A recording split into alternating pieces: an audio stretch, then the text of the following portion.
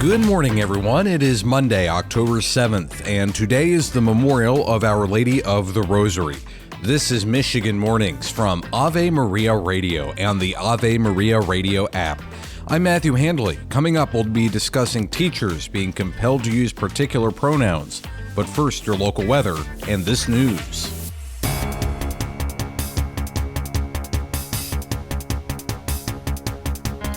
Anti-Semitic flyers were distributed in baggies in West Bloomfield and Farmington Hills over the weekend. Jeff King is the Farmington Hills police chief. We are aware of this. We are cognizant of the timing, and we will not tolerate this kind of hate-based activity in our community. Around 100 homes had the flyers in their driveway in West Bloomfield Saturday morning. Police in both cities are investigating. The Anti-Defamation League says the group behind the flyers is, quote, a known virulent anti-Semitic group whose only mission is to sow discord and spew vile anti-Jewish rhetoric. Vermont U.S. Senator Bernie Sanders and UAW President Shawn Fain campaigned in Grand Rapids for Kamala Harris on Sunday.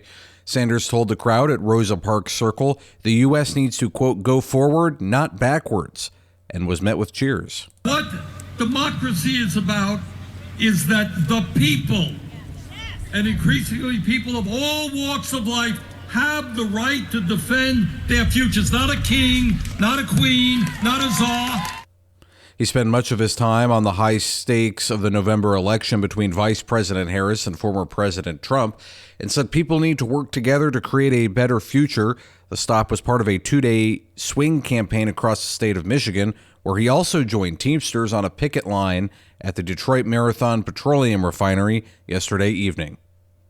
J.D. Vance will campaign in Eastern Market tomorrow afternoon. The Catholic Foundation of Michigan raised more than $100,000 at their Igniting Our Future Gala in Detroit last week.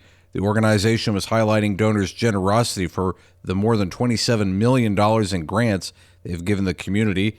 The money last week will go towards scholarship and youth programs. The Guardians are leading their best-of-5 ALDS 1-0 after shutting out the Tigers in Game 1 at Progressive Field on Saturday. Detroit was held to just 4 hits as a team. Tigers manager A.J. Hint says the Guardians took advantage of their mistakes. Punch you with 5 in the first, it's hard to overcome. I thought Holton rarely gives up back-to-back anything, let alone like guys getting on base, and we never recovered. Game 2 of that series is today at 4 p.m. on TBS. And no Lions action this weekend as they had a bye week. They'll return next week, Sunday afternoon. This is Michigan Mornings from Ave Maria Radio and the Ave Maria Radio app. Your local weather is coming up next. Now this. Ever thought you'd make a bundle by trading in or selling your used vehicle only to find out it's worth a dinner for two? Well, it's much more valuable to donate your vehicle to Ave Maria Radio. Thousands of Americans donate their vehicle each year. The donation to Ave Maria is easy, tax deductible, and supports our efforts to evangelize. A year from now, will you remember that dinner or your gracious and selfless donation? Go to AveMariaRadio.net to find out more. That's AveMariaRadio.net. We're looking at a pretty nice week in the Motor City. Today will be mostly sunny with highs around 65. Tonight remains mostly clear with lows dipping to 45. Tomorrow will be sunny with highs around 65. Wednesday will be sunny with temperatures in the mid-60s. Thursday will be sunny with highs in the lower 60s. Right now in Detroit, it is 57 with overcast skies, 54 in Monroe, and 53 in Flint. This is Michigan Mornings from Ave Maria Radio. We're looking at a pretty nice week in the Saginaw Valley. Today will be mostly sunny with highs around 66. Tonight remains mostly clear with lows dipping to 41. Tomorrow will be sunny with highs around 65. Wednesday will be sunny with temperatures in the mid-60s. And Thursday will be sunny with highs in the mid-60s. Right now in Saginaw, it is 52 with overcast skies, 54 in Midland. This is Michigan Mornings from Ave Maria Radio.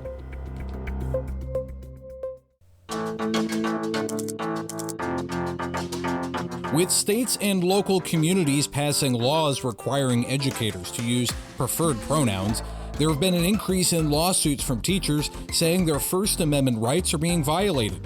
Robert Muse of the American Freedom Law Center joined Marcus Peter on Ave Maria in the afternoon to talk about an amicus brief his organization filed. The Alliance Defending Freedom, a big nonprofit Christian public interest law firm, we work together on a lot of cases. They had this case on behalf of John Klug against the Brownsburg School District, and they lost the case below. This teacher who just requested a religious accommodation under Title VII that he could just refer to students by their last name rather than buying into these this gender dysphoria, these policies that the school district was promoting. And he originally was granted the accommodation, didn't have any impact on his teaching.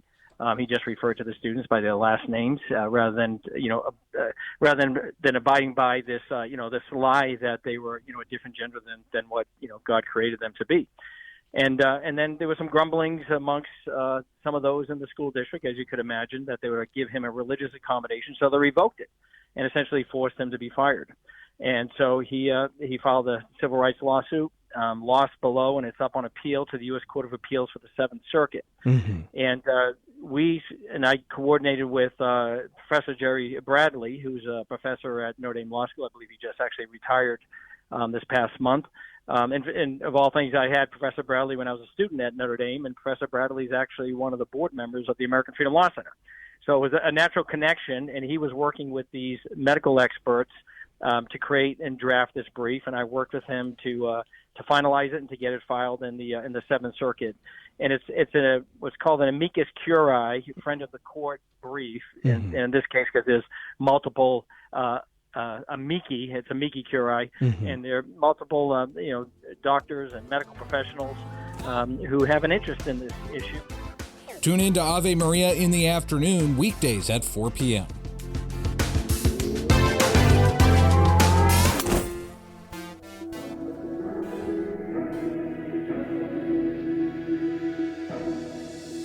St. Bernard of Clairvaux says, "What concept could man have of God if he did not first fashion an image of him in his heart?